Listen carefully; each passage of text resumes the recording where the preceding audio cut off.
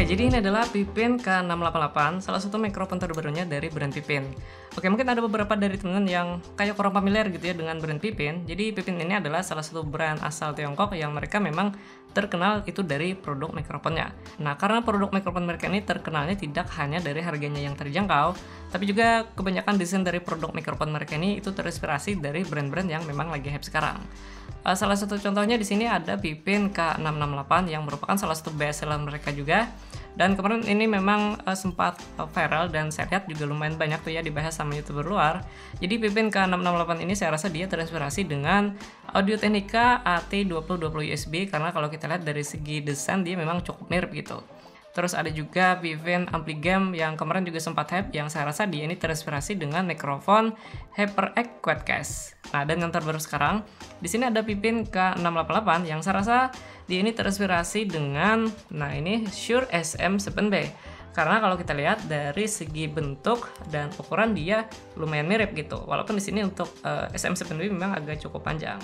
Dan bahkan untuk bagian dalamnya, jadi ini bisa kita lepas. Nah, jadi untuk bagian dalamnya sendiri juga cukup mirip ya dengan SM7B, jadi kayak ada bolongannya gini dan ukurannya juga mengecil di bagian dalam kayak gini.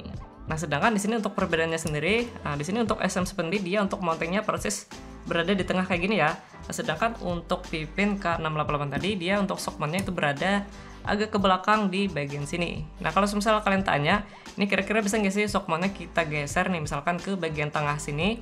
Jawabannya bisa banget, cuma nanti kalau misal kalian pengen geser shockmountnya ini, itu nanti mesti lepasin bautnya dulu karena di sini ada 4 buah baut nih yang mesti kita lepasin.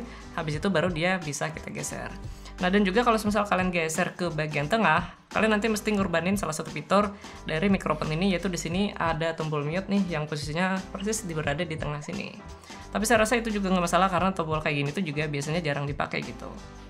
Nah, habis itu untuk bagian belakangnya, di sini untuk SM7B dia untuk bagian belakangnya itu ada fitur buat high pass filter sama low pass filter. Nah, sedangkan kalau di Pipin, di sini untuk bagian belakangnya kurang lebih kayak gini. Jadi yang pertama di sini ada jack ya. Nah, jadi untuk Pipin K688 ini dia bisa kita sambungin dengan 2 buah koneksi. Yang pertama itu via SLR dan yang kedua itu via USB Type-C kayak gini. Terus selanjutnya di sini ada juga jack 3,5 yang ini nanti bisa kita pakai buat monitoring atau mau dengerin hasil mikrofonnya ini.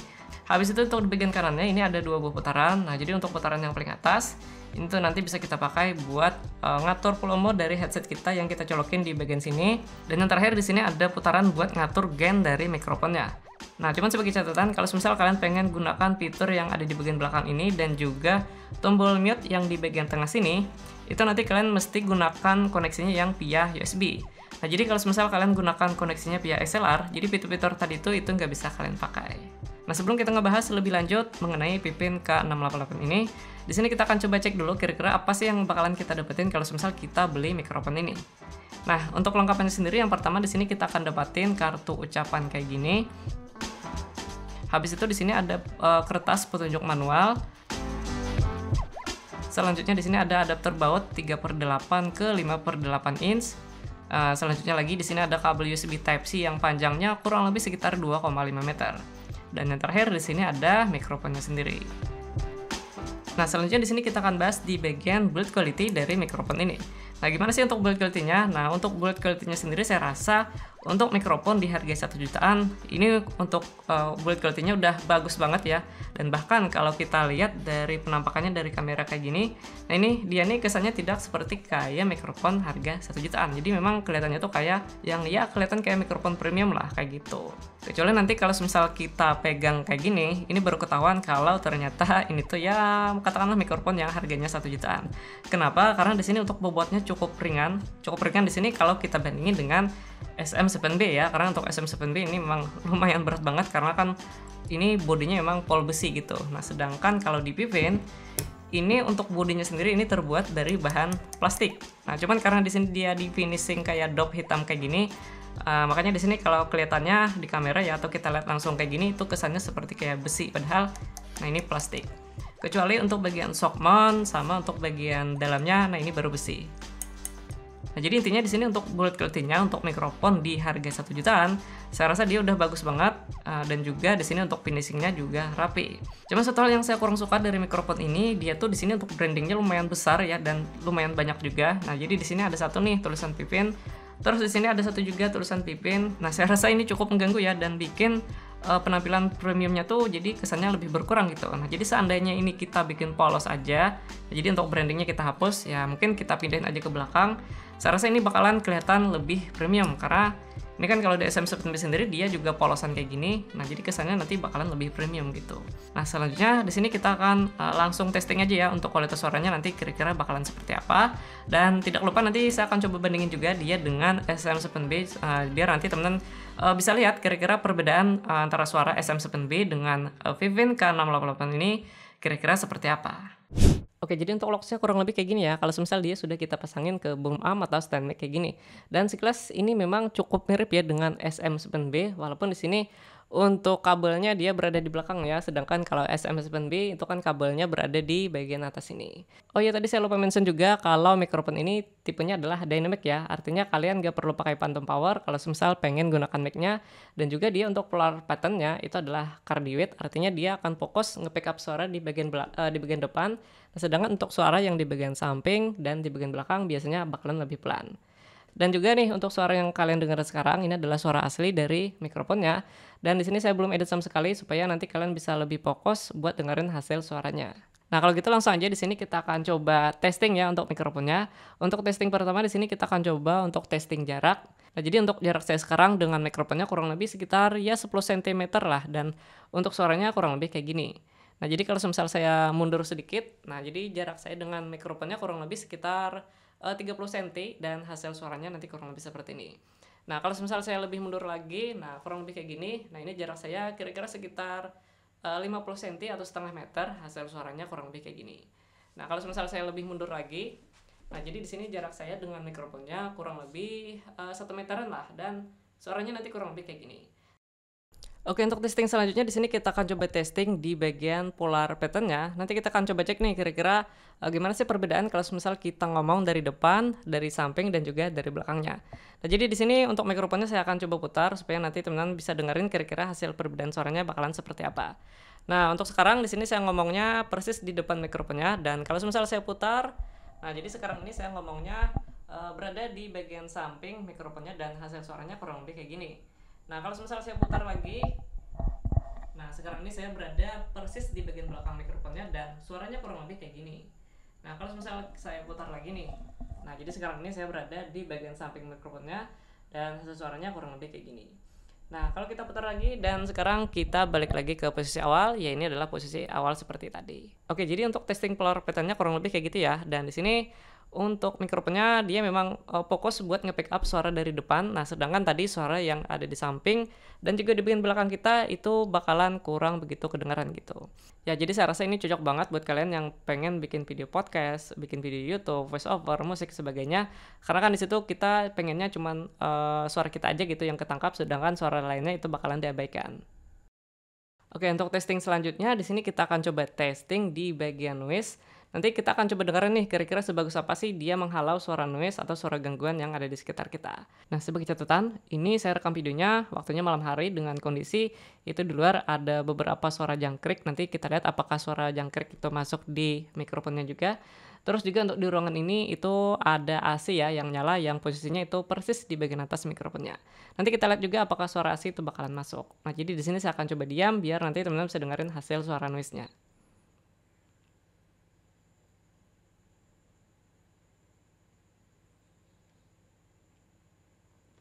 Oke, jadi untuk hasil suara noise-nya kurang lebih kayak gitu. Di situ memang sih ya untuk suara jangkrik dan juga untuk suara AC agak masuk ya, walaupun tipis banget dan saya rasa itu juga nggak masalah karena itu nanti bisa kita hilangin waktu editing dengan cara noise reduction. Dan juga sebagai catatan di sini untuk gain yang saya atur di audio interface itu kurang lebih sekitar 50%. Nah, selanjutnya di sini kita akan coba testing di bagian koneksinya. Nah, kalau koneksi sekarang di sini saya menggunakan kabel XLR. Nah, selanjutnya di sini saya akan coba ganti dengan USB bawaannya. Nanti kita akan coba cek nih kira-kira perbedaan hasil suara antara menggunakan XLR sama USB kira-kira bakalan seperti apa. Nah, jadi untuk hasil suara kalau misal kita menggunakan koneksi USB kurang lebih kayak gini. Dan di sini untuk gainnya itu saya atur kurang lebih 100% ya di bagian mikrofonnya. Nah, jadi kalau misal kita kurangin sekitar 50%, jadi untuk hasil suaranya nanti kurang lebih bakalan seperti ini. Dan saya saranin di sini kalian maksimalin aja sampai 100% biar nanti suaranya juga lebih maksimal. Nah, seperti yang saya sebutin di awal, kalau misal kita menggunakan koneksi USB, maka nanti kita bisa gunakan fitur yang ada di bagian belakang dan juga tombol mute-nya. Nah, di sini kalau misal kalian gunakan koneksi USB, maka di sini tombol mute-nya itu bakalan nyala warna hijau. Nah, jadi kalau misal kita klik, nanti suara kita itu bakalan mati. Nah, jadi di sini saya akan coba testing. Kalau misal saya klik, halo semuanya. Nah, jadi di sini suara saya itu nggak masuk lagi ya di bagian mikrofonnya, dan suara yang kalian dengar sekarang ini hasil suara dari kamera saya gitu. Nah, jadi di sini saya akan coba nyalakan kembali. Nah, jadi di sini suaranya bakalan balik seperti semula. Kurang lebih kayak gitu ya untuk hasil suara kalau misal kita menggunakan koneksinya via USB. Oke, untuk testing selanjutnya, di sini kita akan coba bandingin kira-kira gimana sih perbedaan antara suara Vivin K688 ini dengan Shure SM7B di bagian sini. Halo semuanya, nah jadi ini adalah hasil suara dari Vivin K688. Halo semuanya, nah jadi ini adalah hasil suara dari mikrofon Shure SM7B. Oke, untuk perbedaan suaranya kurang lebih kayak gitu, dan kalau saya dengerin tadi, di situ memang sih untuk suara dari Shure SM7B, dia memang frekuensinya lebih luas ya kalau kita bandingin dengan Vivin K688 ini. Nah, sedangkan untuk di Vivin K688 ini, ya memang sih di situ untuk frekuensinya tidak seluas dengan SM7B, tapi bukan berarti dia jelek, dan saya rasa untuk mikrofon harga 1 jutaan, ini untuk kualitas suaranya udah bagus banget ya, terutama buat nangkap suara vokal kita kayak gini. Nah, satu lagi nih kelupaan, yaitu di sini testing suara keyboard. Nah, jadi nanti kita akan coba cek nih gimana sih hasil mikrofon ini kalau misal kita pakai buat lip streaming atau mungkin lagi main game gitu, tapi di sini kita juga sambil ngetik di keyboard kita kayak gini nih.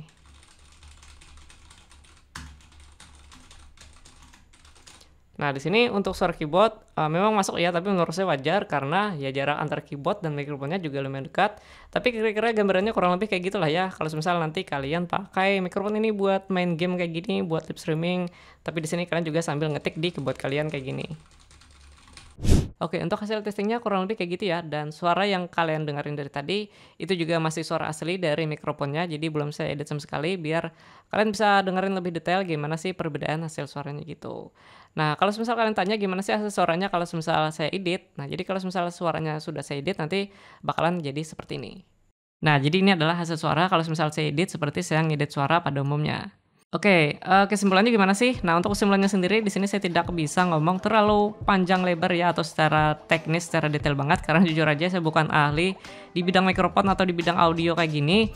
Cuman di sini saya akan ngomong secara umum aja. Intinya menurut saya untuk mikrofon di harga 1 jutaan ini kualitas suaranya udah bagus banget, dan jujur aja saya nggak expect ya bakalan hasil suaranya bakalan sebagus ini gitu. Nah, jadi di sini kalau misal kalian mungkin sedang cari mikrofon yang pengen seperti punyanya Om Deddy gitu, cuman di sini budget kalian pas-pasan cuman ada 1 jutaan aja, saya saranin kalian pilih aja Vivin K688 ini karena kalau kita lihat dari segi bentuk ya dia memang cukup mirip dengan Shure SM7B yang seperti punyanya Om Deddy gitu. Nah, buat kalian yang tertarik dengan Vivin K688 ini, kalian nanti bisa dapetin di official store-nya yang ada di Lazada dan AliExpress, dan untuk harganya sendiri ini sekitar 1,3 jutaan, tapi nanti kalian bakalan dapat harga yang lebih murah pada event Double Eleven pada tanggal 1 sampai 11 November nanti. Dan link pembeliannya nanti akan saya tulisin di deskripsi video ini. So, jadi mungkin segini aja dulu ya untuk pembahasan singkat saya mengenai mikrofon Vivin K688 ini. Dan saya harap video kali ini bisa bermanfaat dan bisa menjadi referensi buat kalian yang mungkin sedang cari mikrofon di harga 1 jutaan. So, terima kasih banget buat teman-teman semua yang telah menonton video kali ini sampai selesai. Kalau gitu saya Bang Tutorial, sampai jumpa di video selanjutnya. Salam tutorial dan terima kasih.